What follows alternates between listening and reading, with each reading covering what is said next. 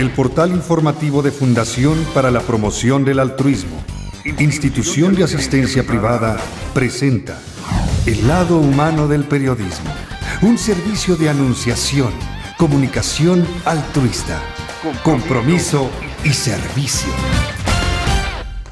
Hola, ¿qué tal? ¿Cómo están todos ustedes? Me da mucho gusto saludarles. Esto es Anunciación TV y vamos a conectarnos con el mundo entero tratando de tocar sus corazones para poder hacerles llegar el mensaje de una organización internacional. Es la Fundación Pontificia Ayuda a la Iglesia que Sufre, Asociación Civil. También se le conoce como Ayuda a la Iglesia Necesitada, especialmente aquí en América Latina, y tiene ya representaciones en varios países. Se trata de que desde cualquier parte del mundo estemos conscientes de la necesidad de los refugiados que viven en una situación extremadamente crítica, de un dolor intenso, un dolor que de verdad va lacerando el alma, que les va haciendo a ellos perder confianza en la vida, y que pues todos los que formamos parte de la Iglesia y otros que se conmuevan con nosotros tienen un camino para ayudar. Fundación Pontificia Ayuda a la Iglesia que Sufre. Está con nosotros Dominique Custra, él es vocero de esta organización. ¿Cómo estás, Dominique? Muy bien, muchas gracias por invitarme a este estudio. Es un placer estar con usted y con todos los telespectadores. Gracias. ¿Esta fundación se llama Fundación Pontificia o verdaderamente ha nacido en el Vaticano? No, se llama, quiere decir que depende del Vaticano. Es una fundación, digamos que aprobada por el Vaticano, pero nació en 1947 en Alemania, después de la Segunda Guerra Mundial, cuando nuestro fundador, un monje premonstratense, se llama muy fácil, padre Berenfried von Straten, pues padre Berenfried simplemente vio la situación, sobre todo en los países del este, ¿verdad? Esta zona comunista, postguerra, pero comunista, Polonia, Hungría, Checoslovaquia, estos países. Y vio dos cosas realmente impactantes, la miseria y la persecución religiosa. Entonces, conmovido precisamente por lo que he visto en estos países, comienza a ayudar a la gente desde Alemania, desde Holanda, hacia estos países del bloque comunista. Y así se comienza, con unos cuantos países, pocos países, pero luego cada vez la ayuda se extiende a otros países y hoy llegamos prácticamente a 150 países del mundo llevando la ayuda económica y espiritual. Llevando la ayuda a 150 países donde hay una situación crítica por desprecio a ser cristianos, o más bien estas representaciones en la mayor parte de estos países es para recaudar dinero para ayudar a quienes sufren en Medio Oriente. No solamente en Medio Oriente, yo creo que hoy precisamente nos conmovemos únicamente por la situación de los cristianos, no solamente de los cristianos del Oriente Medio, por la guerra en Siria, en Irak, ¿verdad? Pues todo el mundo habla únicamente de este conflicto, pero no podemos olvidar que los conflictos violentos, militares, paramilitares, están presentes en los países como por ejemplo Nigeria, como Sudán, República Centroafricana. Pasa lo mismo que está pasando en Siria e Irak, pero simplemente son dos países tan pobres, tan insignificantes a veces, sin esta riqueza natural para explotarla, pues parecen un poco como desapercibidos, ¿verdad? Pero nosotros no estamos únicamente donde hay persecución religiosa. Yo creo que nuestro nombre, Ayuda a la Iglesia que Sufre, expresa realmente dónde queremos llegar, donde la Iglesia sufre, o por cuestiones económicas, o por cuestiones de violencia, o por cuestiones de falta de libertad. Quiero decir que 150 países, incluso nuestros proyectos llegan a México, llegan a la zona de Chiapas. ¿De qué manera? Pues mire, aquí tenemos varios proyectos y teníamos varios proyectos. Aquí creo que en México se comenzó ayuda en 1964 ya. Ya hemos realizado en México más de 1.200 proyectos y seguimos ayudando económicamente. El 90 y pico % de nuestros proyectos son proyectos pastorales. Quiero decir, por ejemplo, mantenimiento de los misioneros en las zonas pobres donde la misma gente no puede mantener a una parroquia, construcción de las capillas, casas parroquiales, coches o medios de transporte para los misioneros, para que se puedan mover ¿verdad?, entre los pueblos. A veces un sacerdote aquí atiende 15 pueblos en algunas zonas. Material catequético, bíblico y varias cosas más. Ahora, precisamente... Desde 1964 hacen esto en favor de México. Por supuesto, estamos ya presentes aquí más de 50 años, sí. Pero se hicieron famosos apenas hace poco con este conflicto tan fuerte que hay en Medio Oriente. Claro, porque aquí nuestra ayuda llegaba, pero no estuvimos presentes en México como la Oficina Nacional. Quiero decir que desde hace año pasado ya tenemos la oficina aquí en México, en Ciudad de México, entonces ya podemos movernos aquí y un poquito también. México es receptor de nuestros proyectos, pero ya poco a poco está participando en los proyectos en otros países. Esto es lo más bonito que puede ser. Entonces México, por un lado, recibe la ayuda de esta organización, pero por otro lado también ya está dando muestras de que puede colaborar para beneficio de los refugiados sirios en Europa, por ejemplo. Exacto. Quizás alguien ahora mismo en Polonia, en mi país natal, ¿verdad?, o en Holanda o en Bélgica, hace un proyecto, financia un proyecto para México, y México está financiando un proyecto en Filipinas o en Tanzania o en cualquier país africano. Quiero decir que esto es realmente precioso, este puente de solidaridad, de caridad, ¿verdad? Que no miramos solamente a nuestro ombligo, sino abrimos los ojos, abrimos horizontes y, oye, yo necesito, pero hay gente que necesita más. Eso es para mí realmente precioso. Sí, emocionantísimo. ¿Y cuántos voluntarios ya tienes en México que estén llevando el mensaje a las distintas parroquias, universidades y colegios católicos? Pues mira, aquí como prácticamente estamos comenzando, hay un equipo de 4 o 5 personas que está más unido con forma equipo de ayuda a la Iglesia que sufre. Y luego, claro, desde luego contamos con voluntarios incluso en otras partes de todo el país, en Celaya, en Guadalajara. Precisamente ahora mismo voy dentro de un poquito a Guadalajara, donde hay 2 voluntarios que organizan toda la agenda, entrevistas, conferencias y todo. Esto realmente a mí me conmueve mucho porque la gente lo hace sin interés ninguno y dedicando a veces mucho tiempo para esto. Esto se agradece muchísimo. Sí, claro, es un esfuerzo de relaciones públicas impresionante. Exacto, ¿no? Exacto. Dominique, he visto también que han hecho presencia ante organizaciones muy importantes como es este Club de Periodistas de México, desde donde transmitimos en vivo el programa de Anunciación TV y KW Televisión, Somos Hermanos, es el nombre de este programa. Y bueno, ustedes han dado conferencias ante el Club de Periodistas de México, han traído testimonios de todas partes del mundo de pastores, religiosas, religiosos, misioneros, que cuentan la historia de lo que se vive en aquellos lugares donde hay persecución religiosa. Yo te pido que después de este corte nos hagas un panorama de los casi 50 o más países donde hay persecución religiosa. 82. 82, fíjate, que sí. Es que cada vez se descubren más y más rincones del planeta donde también hay persecución religiosa y, como dices, lugares que se consideran geopolíticamente insignificantes, pero son de enorme trascendencia, y también en esos lugares hay persecución religiosa. Vamos y volvemos. Somos hermanos.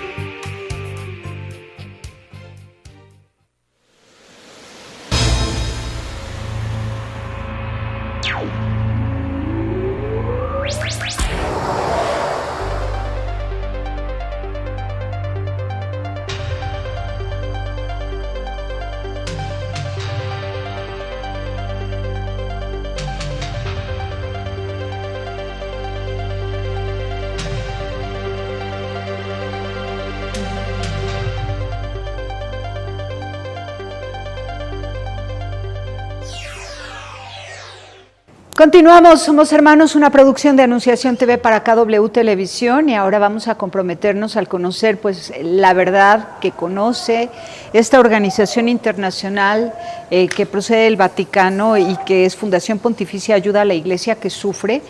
¿Qué han visto ellos? Porque ellos hacen investigación, son testigos, tienen representaciones en cada uno de los países, en 150 países, declaran que hay 82 países donde hay persecución religiosa y tiene un mapa que darnos a conocer.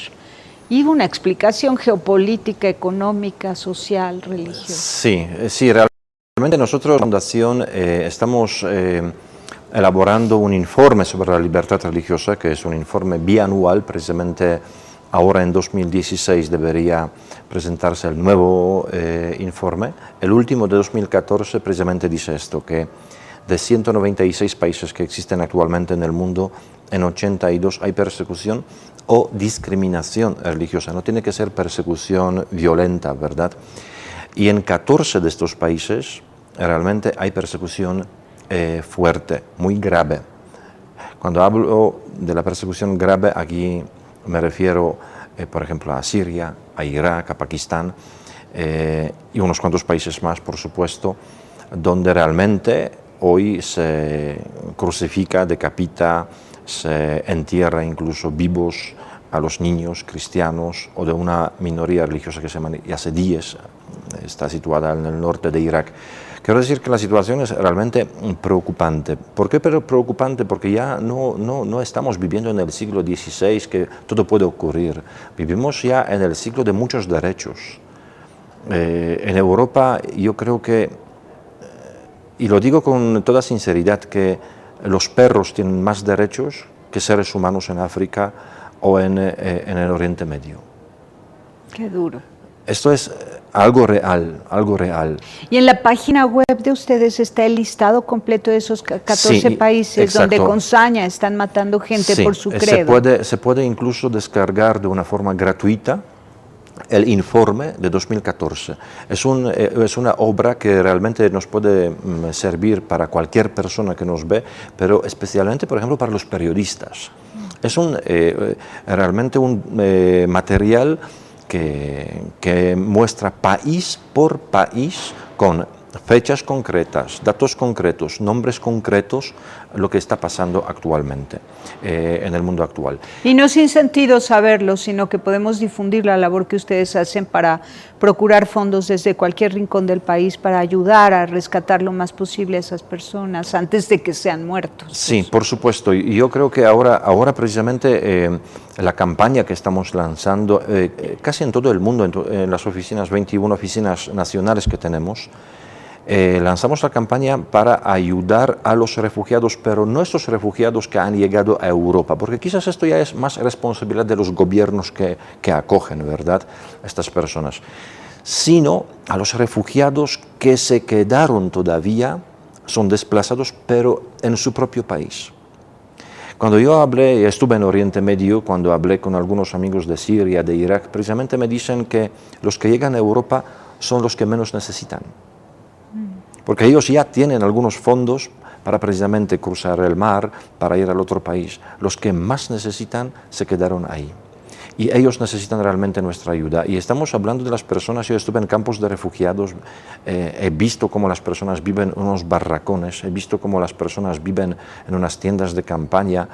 Precisamente ahora en esta época, la temperatura en Siria y en Irak puede bajar bajo cero por la noche.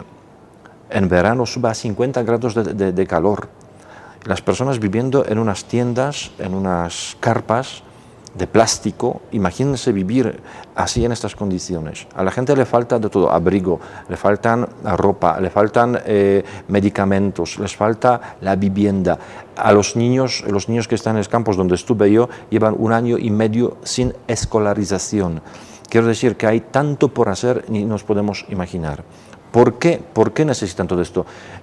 Sobre todo cuando hablamos de los cristianos en Siria y en Irak, los cristianos en esta zona eran personas de clase, yo diría, medio alta. Era la gente muy bien preparada, con carreras universitarias. Pero cuando llega el Estado Islámico, destruye pueblos, les expulsa de sus casas, pues precisamente tienes a veces 15 minutos, media hora, para dejar la sopa en el fuego, salir de la casa para salvar tu vida. Y dejas todo por lo que has luchado, tú y quizás tus antepasados, toda tu herencia, y sin nada con lo puesto, pasas días andando por el desierto, o si tienes coche, pues con el coche, para llegar a Jordania, para llegar a Líbano, para llegar al Kurdistán iraquí, y vives precisamente en estos campos de refugiados. ¿Y por cuántos años? ¿Cuál es el campo de refugiados que conoces más antiguo, que tenga 3, 4, 5 años? Porque puede suceder. Acá tuvimos desplazados indígenas desde 1995 en Chiapas. Exacto. Hasta la fecha siguen desplazados, no han podido recuperar su comunidad. Es que nosotros quizás, repito, que si hablamos de Siria e Irak, esos campos son 5 o 6 años, ¿verdad? O un poquito más algunos. Pero, por ejemplo, en Sudán hay campos de refugiados que llevan 15 años y más. Y 15 años, cuando estuvimos ahí, uno de los obispos ha dicho que hay que ayudarles ya, pero ya. Hay que dar escolarización a los hijos. Hay que sacarles del campo, darles una vivienda digna, para que puedan trabajar.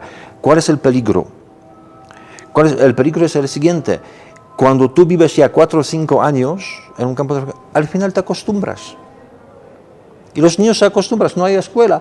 Pues no hay escuela, ¿verdad? Ya incluso ni pretendes ya lograr una vida mejor, porque te parece que esta es la vida ya que me toca. Esto es precisamente, no es que les falta esperanza, pero simplemente ya se han acostumbrado. ¿Y ellos son de religión cristiana? Gran parte de los refugiados hay de todos, ¿verdad? Nosotros quizás a los que más ayudamos son los refugiados cristianos, católicos. ¿Y ellos también se han quedado en una situación pasiva, inamovible, los cristianos, de poco entusiasmo por la vida? No, yo no lo vería así. Cuando visitamos precisamente los campos de refugiados, mucha gente nos decía que hemos perdido todo menos la fe y esperanza. Esto es precioso, todo menos la fe y esperanza. Pero realmente nosotros ahora, desde otros países, desde México también, somos su única esperanza. No llega ayuda de organizaciones internacionales, muy poca. ¿Y de los gobiernos nacionales de esos lugares, de esos países? Muy poca. Además... ¿Y de Naciones Unidas y de UNICEF? De UNICEF he visto una escuelita pequeña. ACNUR sí, ha dado muchas tiendas, muchas, ¿cómo se llaman?, mantas, pero con esto ya han dejado. Desde hace 1 año prácticamente la ONU ha dicho que no tiene presupuesto ya para los refugiados en esta zona. Vamos a un corte y regresamos.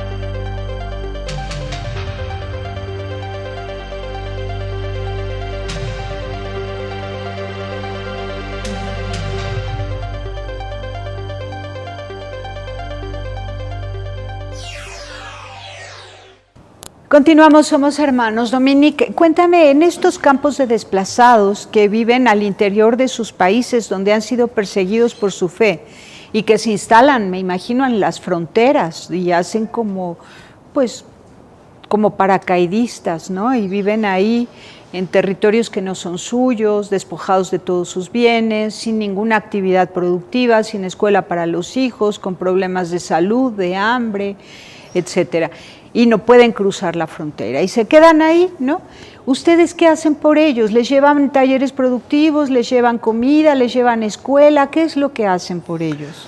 Sí, nosotros realmente lo que estamos haciendo en algunos campos de refugiados es escuelas para los niños. Ya hemos construido unas escuelitas para 8.000 niños de los campos de refugiados. Esto es poco, por eso el proyecto va, por supuesto, a continuar. Tanto el año pasado como hace unos meses, antes del invierno, hemos repartido realmente miles de abrigos, bolsas de comida. Estamos construyendo casas prefabricadas, unos barracones, pero con unas paredes con buena isolación que realmente protegen a los refugiados tanto del calor como del frío, con agua dentro, con electricidad. Quiero decir, darles un poquito, mejorar su vida. Si vemos que hay algunos edificios que no están en uso, que se puede rentar un edificio, unos apartamentos, alquilamos estos apartamentos y metemos a estos apartamentos las familias refugiadas. Quiero decir que hacemos realmente todo lo que es posible para un poquito darle la vida más digna. Todo lo que es posible según las necesidades específicas de cada lugar. Exacto. Pero luego lo que hace feliz al ser humano es trabajar. ¿Quién les ayuda? ¿Las iglesias locales, los pastores? ¿Quién les ayuda a tener algún taller productivo? Sí, normalmente al frente de cada campo de refugiados donde hay cristianos, siempre hay una monja, una religiosa o un sacerdote, siempre, siempre. Yo incluso conocí a uno de ellos, Martín, que imagínase que es un joven y recién ordenado al sacerdote, Martín, tiene visado de Estados Unidos permanente, puede ir cualquier día, en cualquier momento puede salir de Irak e ir a Estados Unidos, y no quiere, porque dice, aquí está mi pueblo y hoy el pueblo me necesita aquí. Y precisamente está al frente de un campo de refugiados. Ellos, el clero diocesano, el clero local, realmente, pero hace lo que puede hacer. No crea usted que son grandes cosas. A un pequeño taller de costura, algún pequeño taller para los niños para que puedan aprender, una escuelita nocturna para los chavales, un kinder.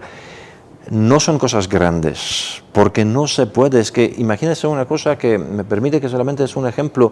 Un barrio que se llama Aincawa, vivían 30.000 cristianos.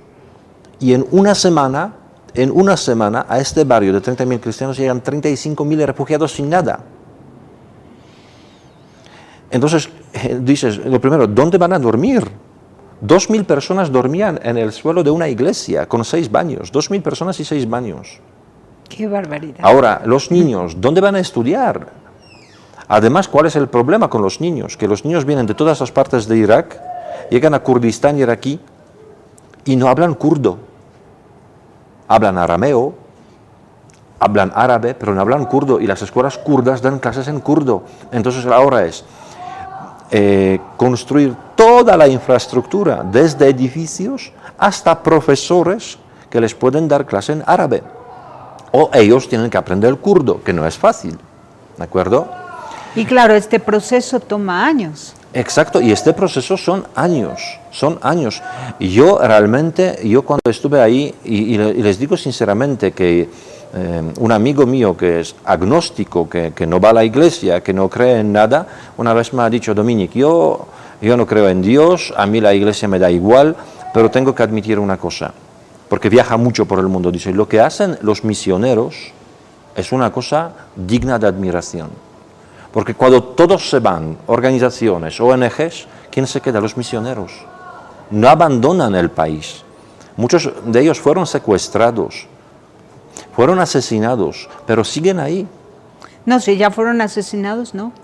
¿Perdón? Sus hermanos siguen, los de la misma orden religiosa. No, claro. pero digo, Sí. algunos fueron sí asesinados. Sí, y claro. sus hermanos siguen, los misioneros Siguen no la abandonan a esta gente. Claro, no, es una cosa tremenda, tremenda, y lo más hermoso es que ustedes llevan ya años al pendiente de esto después de la Segunda Guerra Mundial y no han cesado su labor y que siempre no ha vamos a habido, cesar. claro, y que siempre ha habido quien pase la estafeta a la siguiente generación. Sí. Y ahora estás tú como vocero a nivel internacional, vienes desde España, eres polaco, estás en México en este momento recorriendo varias ciudades, invitando a todos a colaborar, a conocer la realidad, a saber que en México también hay desplazados, en Chiapas, ¿en donde más tienes datos de desplazados en México? En México realmente yo no me dedico más al Oriente Medio. En México Sí. tengo algunos datos, pero muy pocos, muy pocos. Sí. Y yo creo que no podemos olvidar tampoco de México, no podemos olvidar, porque México realmente, no solamente en Chiapas, porque en la frontera con Estados Unidos, en Ciudad Juárez y otras diócesis, están atendiendo a los migrantes. Quizás no son tanto refugiados como migrantes, ¿verdad? Pero realmente la gente... Nadie quiere irse de Siria, nadie quiere irse de Guatemala, si quiere pasar la frontera con Estados Unidos es por algo, para buscar la vida más digna y más tranquila. Y hay que entender a estas personas. ¿Y ustedes tienen incidencia política? Nos queda un minuto. ¿Pueden hablar en la ONU, hacer discursos, conferencias? Podemos, y además tenemos una representante, además es mexicana, Marcela Szymański, que trabaja, por ejemplo, en el Parlamento Europeo, con las cuestiones de libertad religiosa, con este tema de refugiados. Nos invitaron, por ejemplo, al Parlamento español a hablar. Aquí también ya nos invitaron al Senado mexicano. Pero nosotros es más denunciar, no meterse en la política, en las cuestiones políticas, sino presentar la situación, ser como portavoces de los que están condenados al silencio, por decir así. Y luego recibir los donativos para poder construir estas escuelas, pagar las rentas de los edificios donde podrían ser trasladados los refugiados y cosas como esas, ¿verdad? Así es. Bueno, pues te agradezco muchísimo, Dominique, felicidades, que Dios te bendiga, que hagas Muchísimas mucho bien gracias, en todo el igualmente. mundo, tienes una misión preciosa, Dominique Custra, vocero de Ayuda a la Iglesia que Sufre, Asociación Civil, que ya tiene representación en México y tiene pues la fortuna de tenerte aquí en estos días. Es un placer, de verdad. Muchas gracias. Pásela bien haciendo el bien. Hasta la próxima. Sí hay soluciones. Aquí, en el portal informativo de Fundación para la Promoción del Altruismo, Institución de Asistencia Privada. El lado humano del periodismo. Un servicio de anunciación, comunicación altruista. Participa en Facebook, Todo México Somos Hermanos, y síguenos en Twitter, @somos_hermanos.